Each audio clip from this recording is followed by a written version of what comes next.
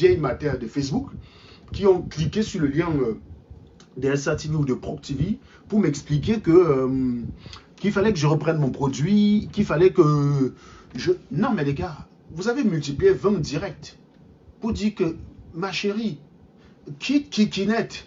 Ce gars-là va te mettre dans les problèmes. Quitte Kikinette. Et vous avez réussi, on s'est séparés. On s'est séparés. Et à partir du moment où on ne sait pas quelle est l'autorité, à supposer que j'avais une autorité sur elle. Quelle autorité ai-je encore sur elle? Pourquoi vous revenez vers moi? Encore?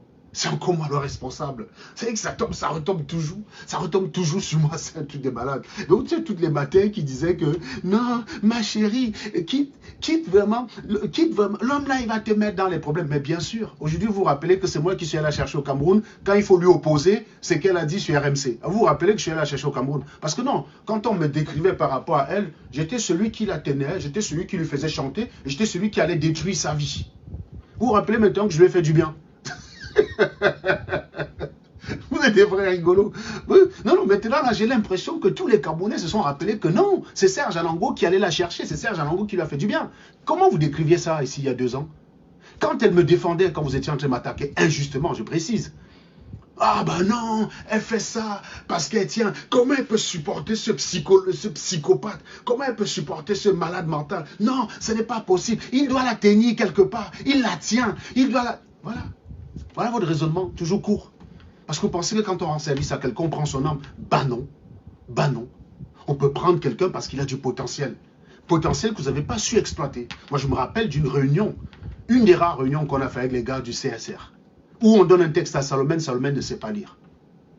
Mais on a Stella à côté qui sait très bien lire. Elle a une très bonne élocution. C'est pas moi qui le dis. Vous voyez très bien. Donc, Salomène ne sait pas lire le texte. Il faut faire une annonce. Salomène ne sait pas lire le texte. Elle est là à côté. On a refusé. Elle n'a pas demandé, bien sûr. On regardait juste ça en souriant. À aucun moment, on a dit non, on va lui donner le texte. Non, Salomène est plus populaire sur les réseaux sociaux. C'était là, il est en train d'être bâché. Tout le monde est en train de l'insulter par rapport à l'histoire du viol.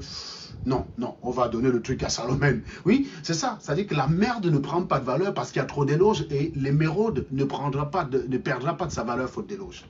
C'est un émeraude que vous n'avez pas su apprécier. Mais ça n'a pour autant pas perdu sa valeur. Parce que d'autres ont su l'apprécier.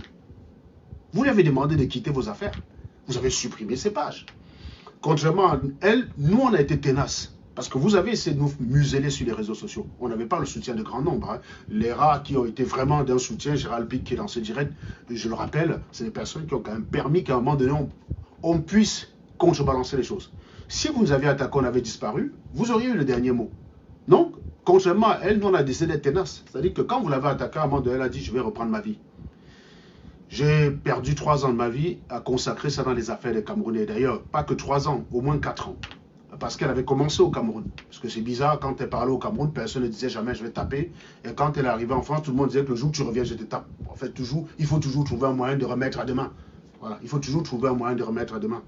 Donc, elle avait commencé au Cameroun, hein, bien sûr. Et à titre personnel, moi qui ai été accusé de ces propos, je reconnais que je l'ai droitisé, c'est vrai, parce que je suis de droite. C'est normal. Vous êtes mentor d'une personne, vous êtes à droite. Si la personne est de gauche et vous avez mal fait votre travail, je suis de droite. Et même presque de l'extrême droite.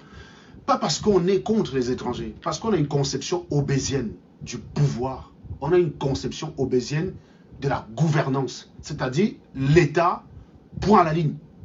L'État, point à la ligne. C'est-à-dire l'État, c'est le puissant, c'est le léviathan. C'est ma conception obésienne. Et quelqu'un qui a une conception obésienne, c'est-à-dire qu'on ne doit pas désobéir à la police. Tu rencontres le policier, il te donne une instruction, tu obéis. Point à la ligne. Tu n'obéis pas, tu dois lire l'heure. Tu obéis ou tu lis l'heure. Ça, c'est ma conception de l'État. Ma conception de l'État, c'est tu arrives quelque part, tu t'adaptes. Tu n'arrives pas quelque part, tu imposes là où tu es. Si on voulait que la France se transforme en Bami, eh bien, il n'y avait qu'à décider de porter chez les Bamileke, c'est beaucoup plus simple. Donc la France, c'est la France. Et la Bami, c'est la Bami. Donc, on ne vient pas en France, on veut faire du Bami, et on dit on est libre. Parce que soi-disant, la France est un pays des libres. Non. Non, ça c'est ma conception obésienne de la gouvernance. C'est l'État qui décide de tout, point à la ligne. C'est-à-dire qu'on a renoncé à tous nos pouvoirs, on l'a confié à l'État et on s'y soumet. Donc quand tu rencontres le policier, tu te soumets. C'est la ligne qui a toujours été la mienne. Souvenez-vous quand je défendais les policiers aux États-Unis, en 2015-2014. J'étais un des premiers noirs à faire des lives avec des statistiques, à faire des posts avec des statistiques. Je me dis non, arrêtez d'emmerder les policiers. Les noirs, ils se butent entre eux tout le temps. Ça, c'est la vérité. Ça, c'est la vérité. Donc, c'est normal qu'au jour d'aujourd'hui, mais c'est des idées, elle a observé. Elle a été d'ailleurs dans votre camp, mes chers amis, figurez-vous, de ceux qui pensaient que la France détruisait l'Afrique. On lui a simplement ouvert les yeux, en mettant les faits que vous n'aimez pas dont on en parle. Vous n'aimez jamais aborder. Ce matin, quand j'étais dans le train, j'ai lisé un commentaire d'un gars sur une vidéo, quelque part, où il me taguait sur YouTube, où il dit, oui, nous, on a encore toutes nos richesses intactes en Centrafrique, au Congo et Bataclan. Tout ce que tu veux. Ouais, c'est pour ça que l'Afrique est la zone stratégique pour les Européens. J'ai dit, ok, mais si vous avez là encore, parce que certains disent qu'on a volé vos richesses, mais comme vous les avez encore tous, mais exploitez-les. J'ai juste posé un commentaire comme ça, exploitez-les. Quand je suis en train d'arriver au bureau, je reçois une Bible comme ça, là. Bon, j'ai lu que 2 lignes, évidemment, j'ai plus ce temps là, quoi. J'ai lu que 2 lignes. Où il était en train d'expliquer qu'il faut d'abord qu'on nous retire notre armée de l'Afrique. Je me suis posé la question, ça va, mais en quoi est-ce que l'armée camerounaise, l'armée française installée quelque part, empêche le développement industriel? Moi, je me pose la question. C'est-à-dire que la gaminerie dans sa splendeur, la gaminerie, toujours à vouloir trouver que l'autre est responsable. L'autre, lui, n'est jamais responsable. Quel projet tu as mis en place, tu as soumis à ton président dans le but de créer une industrie qui peut rivaliser par exemple avec Mittal ou je ne sais pas trop quoi. Tu as mis ce projet-là en place, à quel moment on a refusé de le prendre en compte? Jamais. Tu es tous les jours au bar, tu bois, tu pines et tu manges du soya. Et après, tu dis que c'est la France qui détruit le Cameroun. Elle a été de ces gens-là. Oui, je reconnais que je lui ai ouvert les yeux. Quand elle arrive sur ma page la première fois, elle est bercée par ces pensées-là, qui consistent à dire que c'est toujours l'autre le responsable. Ce n'est jamais soi-même, c'est l'autre le responsable. Et elle apprend ce qu'on appelle l'introspection. Avant d'accuser l'autre, on se regarde soi-même. Moi, avant d'aller accuser la France d'être responsable de mes mots, il faut d'abord que je regarde qui suis-je par rapport à mes mots. Avant d'accuser le blanc d'être violent envers le noir, qu'est-ce que moi, noir, fais-je envers le noir? Je rappelle que les vidéos de lecture de l'heure des voleurs, j'en ai plein, hein, où des noirs arrêtent un voleur, l'attachent, la bouche, les pieds, les mains sur le dos, l'allongent assis par terre sur un seul foie, prennent un briquet et le passent en dessous du sgeg. Ce n'est pas les blancs qui font ça. C'est pas les blancs qui font ça. J'ai une autre vidéo que j'ai reçue il y a quelques jours où c'est un type aussi, voleur sans doute, parce que je suis désolé, si les blancs font ça à un noir, même si on dit qu'il est voleur, vous allez dire que ça n'excuse rien. Donc le débat n'est pas sur ce qu'il a fait. C'est un voleur, c'est vrai. Mais je rappelle que si à Neuilly, un groupe de blancs arrête un noir parce qu'il a volé, l'attache à un poteau et le fouette, vous allez oublier qu'il a volé, vous n'allez juger que le fait qu'il y avait des blancs contre des noirs. C'est cette hypocrisie-là que j'ai toujours combattue. Soit quelque chose est mauvais, alors il est mauvais, point à la ligne. Il n'y a pas de c'est mauvais, mais c'est acceptable quand ce sont tes propres soi-disant frères qui t'attachent sur un poteau et te tabassent. Moi, j'ai vu une vidéo où on a arrêté un gars. On l'a attaché sur un poteau comme ça, là. Et comme la main avait du mal à prendre, on a demandé à 2 mecs de l'autre côté de s'accrocher à sa main pour qu'il ne puisse pas bouger. Les pieds attachés. Tu regardes une foule à côté, toute enjaillée. Ils sont heureux. On aurait dit qu'ils sont en train ils s'apprêtent à regarder un spectacle de prestidigitation. Vous voyez ce que je veux dire? Ils étaient heureux comme ça, tout hilar. Tu regardais le sourire dans la bouche des gens. Mais ils étaient en train de faire quelque chose d'immonde. Ils attachent un homme. Normalement, même à l'époque de la traite négrière, on n'avait pas attaché les gens comme ça. Je vous jure, la vidéo, elle est épouvantable. On le fouette. Et t'as le gars qui est en face pour tenir la main. Et t'as le gars qui est en face pour tenir la main, qui s'accroche comme ça là, pour que le gars ne puisse même pas bouger derrière. On supprime tes libertés de mouvement qui permet d'évacuer la douleur. Ça, c'est ce que le noir fait au noir. Donc avant que moi je commence à m'intéresser à ce que le blanc nous fait en 1/1000e de proportion, je vais d'abord gérer ce que le noir fait au noir. Et il se trouve que ce que le noir fait au noir, c'est 99% de ce que subit le noir. Je dirais même 99,99%. Ce que subit le noir, c'est 99% à cause du noir. Et quand on écoute tous les noirs, ils sont tous concentrés sur le 0,01% que peut subir le noir à cause du blanc. C'est cette chose que je combats depuis. Et c'est cette chose qu'elle a appris à combattre. Maintenant, je suis revenu sur son livre. Je sais que son livre va vous énerver. Mais achetez-le au moins et lisez-le. Hein? Quitte à faire des lives comme vous allez faire. Je sais qu'il y aura encore une multiplicité de lives. Vous n'avez pas fini de vous énerver. Le fait est que dans cette affaire où vous m'attribuez, admettons même qu'elle est que lui reniait ses origines, vous m'attribuez la responsabilité. Moi, j'ai fait venir quelqu'un en France qui aimait la France, qui voulait étudier ses connaissances pour aider le Cameroun à avancer, qui voulait approfondir ses connaissances pour aider le Cameroun à avancer. C'est cette personne qui a combattu auprès de la basse. C'est cette personne qui a combattu auprès des Calibri. Pas parce qu'elle aimait Calibri, pas parce qu'elle trouvait des points de convergence avec Calibri, parce qu'eux, à un moment donné, pensaient vouloir le bien du Cameroun. Donc c'était quelqu'un qui aimait le Cameroun. Qu'est-ce que vous en avez fait? Moi, c'est ce que j'ai fait.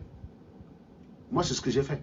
Je lui ai donné l'amour du Cameroun, l'amour d'aider les siens. Elle l'a fait. Au jour de juge, que retenez-vous d'elle? Qu'elle a fait le striptease, qu'elle était à l'ambassade. Vous voyez? Au jour de juge, elle se résume à quoi pour vous? Celle qui a fait le striptease, celle qui a été la chisa de Serge Alango et celle qui a fait l'ambassade. Voilà 3 choses. À côté de ça, plein de vous savez, ils savent tout ce qu'elle a fait, que ce soit Max, que ce soit Calibri, que ce soit tous ces gens-là. Les cotisations d'argent, les aides qu'elle envoie à des personnes, l'interview de Paul Chouta envers, comment il s'appelle, Peck. L'interview de Peck avec Paul Chouta dans son jardin, le premier interview qui ébranle tout le monde. Qui c'est qui envoie l'argent à Paul Chouta de faire ça? C'est elle. Vous voulez? Moi, je vous dis une chose. Vous avez simplement la chance qu'elle n'est plus dans la logique de venir faire des lives sur Facebook contre vous. Parce que si elle dit là que les gars, venez, on montre ce qu'on a envoyé au Cameroun ensemble depuis 3 ans. Elle dit à Bertie le Camille, mets-toi là. Moi, je me mets là. Elle dit à Marx, n'importe qui. On compare l'aide qu'on a envoyée à des personnes diverses au Cameroun depuis 4 ans qu'elle est en Europe, ce qui correspond à peu près à la plupart de ceux qui l'attaquent. Je pense que si vous faites ça avec elle, il y en a beaucoup qui vont gagner. Il y en a beaucoup qui vont perdre. Enfin, je vais dire, il y en a beaucoup qui vont perdre. Vous dites qu'elle est jugée aujourd'hui par des gens qui font semblant d'aimer l'Afrique, mais qui en réalité ne font rien. Elle a cotisé l'argent pour des orphelinats. Ça, on n'en parle pas. Hein. Auprès de la base, elle a cotisé de l'argent pour des gens qui étaient en prison injustement. Ah ben ça, évidemment, personne n'en parle. Évidemment, personne n'en parle. Ça va de soi. On a déjà oublié. Hein. On a retenu d'elle quoi? Striptease, chisa de Serge Alango et présence d'Estelle à l'ambassade. Je crois que c'est ça, hein, si je me trompe, Blaise. Hein.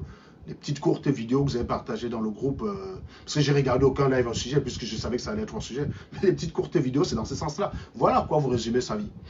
Et après, vous dites, ah ben, le blanc, après t'avoir utilisé, le blanc, après t'avoir utilisé, il va te jeter. Le blanc, après t'avoir utilisé, il va te jeter. C'est vous qui dites ça, en fait. Comment elle a été remerciée après avoir travaillé avec la basse? Avec une vidéo montage sur Internet où on la faisait passer pour une star du X. Comment elle est attaquée par ses frères camerounais? Avec des photomontages, pareil. Donc, si ce n'est pas une fille qui entrait boire à 33, on sait où. La pauvre fille, je pense à elle, hein, elle n'a rien fait de mal. Elle vit dans son environnement qui est le sien. C'est sale, c'est vrai, mais enfin, tout l'Ouest est sale. Hein. Donc, c'est pas la fille, c'est pas du fait de la fille que l'Ouest est sale. Donc, elle vit dans son environnement, elle est dans son état normal. Oui, et j'ai envie de dire que la fille, même d'ailleurs, que vous présentez, est même plus belle, sans doute, que Stella ne l'était à ce moment-là. Donc, pour dire en fait que ce qui compte, ce n'est pas ce qu'on a été. Ce qui compte, c'est ce qu'on est. Quand vous allez chercher ça pour l'attaquer, mais attaquez-la sur ce qu'elle est aujourd'hui. Vous avez tous, vous avez fait des directs pour dire, ta vie est foutue. Tu t'es mis à poil sur Internet, ta vie est foutue. Celle qui dit ça, c'est Fleur de Lille. Hein. Fleur de Lille a eu sa nudité sur Internet, mais elle est grande star, mais elle estime que si quelqu'un se met à poil de son propre chef, sa vie est finie, quoi. C'est assez rigolo quand même, les trucs de Camerounais. Les lives qui étaient multipliés à gauche, à droite, les « ma chérie, vraiment, je te parle comme si je parlais à ma fille ». Oui, vous avez tellement donné de conseils. Mais vous avez dit qu'elle quitte les affaires des Camerounais. Et si j'ai bonne mémoire, RMC, ce n'est pas une chaîne camerounaise. Hein. Mais par contre, ce n'est pas parce que tu quittes les affaires des Camerounais que tu as le droit de ne plus penser, de ne plus avoir un point de vue sur ce qui se passe vis-à-vis des Camerounais. Il y a un sujet qui est mis sur la table qui n'a pas été lancé par elle. J'ai vu une capture d'écran de mes frères ce matin dans le groupe WhatsApp et il paraît que dans le débat d'hier, cette question s'est posée. Je ne sais pas si c'est que les autres ont dit, je n'ai pas regardé le débat, j'étais dans le TGV, mais il paraît que cette question s'est posée hier. La question de bloquer les transferts vers le Cameroun. C'était un sujet que ce n'est pas elle qui a ramené, mais elle a donné son avis. Et un avis qui corrobore l'avis de beaucoup d'entre vous, celui d'Amer Kamer, celui de Philippe Simo. Philippe Simo, qui est quand même une des personnes les plus aimées hein, par les kémites africains et tous ces gars traditionnalistes qui croient à un avenir africain. Pourquoi on n'attaque pas Philippe Simo de la même façon? Pourquoi Philippe Simo ne reçoit pas les mêmes types d'attaques? Oui, parce que non. Il n'a pas dit ça sur une chaîne française. Voilà. C'est ça le truc, non? Il n'a pas dit ça sur une chaîne française. En fait, au final, on se rend compte que au final, on se rend compte que ce qui pose problème, ce n'est pas tant ce qu'elle a dit. Parce que vous tous derrière, quand vous êtes back-back, vous vous énervez envers vos familles qui vous demandent de l'argent pour rien. Vous êtes tous comme ça. Donc vous êtes des hypocrites. Vous pensez que vous allez aboyer pendant 3 semaines, crier, l'insulter, ça va changer quoi? Ça, c'est des choses pour lesquelles vous nous avez déjà formés. Hein? Maintenant, ce qui est curieux, c'est que les gens se rappellent aujourd'hui que oui, il y a quelqu'un qui est allé la chercher au Cameroun. Non, non, non, non. Restez dans votre référentiel. Il y a quelqu'un qui a détruit sa vie. Il y a quelqu'un qui la tient. Voilà, c'est ça qu'il faut dire. Quand vous êtes des incapables, vous ne pouvez rien faire de bien, vous êtes tout le temps là en train de détourner ce qui est mal. Et vous ne le reconnaissez que lorsque ça va servir vos intérêts. Au jour de il est de bon ton que tous ceux qui ont multiplié les directs pour dire que j'allais détruire sa life, pour rappeler que j'avais une emprise sur elle néfaste, pour dire que je la tenais. Aujourd'hui, il est de bon ton à tous ces gens de rappeler que non, j'étais une bonne volonté qui suis allé la chercher. Il a fallu ça pour que vous arriviez à le matérialiser dans votre bouche. Il a fallu ça. Mais c'est évidemment que j'en jubile. Mais depuis que j'ai vu la vidéo, quand j'ai pensé à votre énervement, je peux vous dire que j'étais content. J'étais content de la vidéo. Je vous dis à titre personnel, le propos, je ne l'aurais pas formulé comme ça. Et d'ailleurs, je pense que si on lui avait donné 20 minutes, elle aurait pu étayer son propos davantage comme Philippe Simon. Philippe Simon a dit exactement la même chose dans sa vidéo, mais il a eu 20 minutes pour expliquer. Elle, non, elle n'a pas eu 20 minutes pour expliquer. Vous savez qu'à la radio, on ne vous demande pas de développer, on vous demande simplement de donner un point de vue assez rapide. Un point de vue assez rapide, sans la possibilité, bien évidemment, de développer votre point de vue. Donc, voilà. Donc, quand j'entends quelqu'un qui dit un truc à la radio qui est incomplet, je ne lui en veux pas. Quand j'entends quelqu'un qui dit un truc incomplet à la télé, je ne lui en veux pas. À titre personnel, ce n'est pas l'endroit où vous pouvez avoir la complétude d'une information. Vous écoutez quelque chose qui est dit et vous allez vous-même creuser et approfondir. C'est important déjà de le savoir. Donc, c'est pour ça que je reviens maintenant au niveau du livre. Tout le monde va s'énerver parce qu'elle a écrit un livre. D'ailleurs, attendez, je retrouve la couverture du livre. Hop, voilà. La France n'est plus la France. Donc, dialogue non coupable, le titre. Et il y a une phrase sans doute tirée du livre qui dit « Oui, la France mérite d'être aimée ». Alors ça, j'imagine que ça va faire bondir tout le monde. Ça va faire bondir tout le monde de son canapé. Mais avant de bondir de votre canapé stupide là, bientôt, imaginez en fait qu'il y a 3 ans, elle est écrit le même livre. Le Cameroun n'est plus le Cameroun. Le Cameroun mérite d'être aimé. D'ailleurs, je pense qu'elle n'aurait trouvé personne au Cameroun pour essayer de l'aider à éditer. Hein. Si elle avait lancé un financement pour dire « Je publie ce livre, le Cameroun n'est plus le Cameroun », oui, le Cameroun mérite d'être aimé. Si elle avait publié un tel livre il y a 3 ans, vous n'auriez même pas remarqué ce livre. Vous n'auriez même pas remarqué. Ou alors celui qui l'aurait remarqué aurait simplement dit « Aka, la Tisa de Serge Anangosi, dis donc, elle dérange. Elle veut montrer que c'est écrit qu'elle nous laisse ça. Moi, je préfère lire le livre de Bertie Locamide. Bertie Locamide, c'est un vrai gars. Lui, au moins, c'est un vrai gars. Il a une bonne plume. Parce que c'est ça le problème avec le noir. Parce que le noir pense que son appréciation dépend de l'amour qu'il a pour toi. Et que quand il pense qu'en te disant, toi, que non, je préfère tel, il pense qu'il te fait du mal, en fait. Quand tu dis préférer la merde à un plat de caviar, c'est pas au caviar que tu fais du mal, mais c'est à toi que tu fais du mal. Tu te passes des bonnes choses de la vie. Donc, le gars, je vous dis, si elle avait fait le même livre il y a 1 an et demi, je suis sûr que j'aurais eu des gens qui seraient venus nous expliquer qu'Aka, comme elle a vu Bertie Locamide écrire son livre, elle a aussi décidé d'écrire sa part des livres. Donc, mouf, la Tisa de Serge Anangosi dérange. Je sais que vous allez tous lire. Vous allez tous lire. Vous allez tous lire. Achetez au moins le livre, les gars. Achetez-le. Vous allez tous lire. C'est ce qui se passe avec vous tout le temps. Quand quelqu'un aime le Cameroun, vous lui expliquez que non, ton amour du Cameroun, on n'en veut pas. Quand les gens lui disent que ma chérie, viens, ton amour là, nous on en veut. On lui donne le micro. On dit tiens, on va te payer pour parler à la télé. Ah oui, puisqu'à la télé, pour parler à la télé, tu es payé. Hein, tu ne vas pas là-bas. C'est pas comme les lives où on bavarde là pour rien gratuitement. On lui dit on va te payer pour parler à la télé. Après on dit ok, tu veux écrire un livre, pas de problème. On édite. Viens seulement, tu nous dis ce qu'on écrit. On édite. Maintenant, vous vous énervez. Elle a vendu sa vie, machin. Mais oui, mais autant se vendre au plus cher. Vous connaissez des gens qui se vendent au moins cher? Non, mais vous avez souvent l'art de prendre des évidences et vous en offusquer. Vous avez l'art de prendre souvent des évidences et vous en offusquer. Pourquoi les Samuel Eto'o aiment le Cameroun mais préfèrent jouer dans les grands clubs européens et valoriser le championnat? Samuel Eto'o a beaucoup plus apporté pour le championnat espagnol. Pourquoi il n'a pas apporté ça au championnat camerounais? Déjà, un, parce que les conditions n'y sont pas réunies. Et de deux, même s'il avait fait tout l'effort de sa vie, il n'aurait pas eu les mêmes retombées, ben, il se vend au plus cher. Il se vend au plus cher, au plus offrant.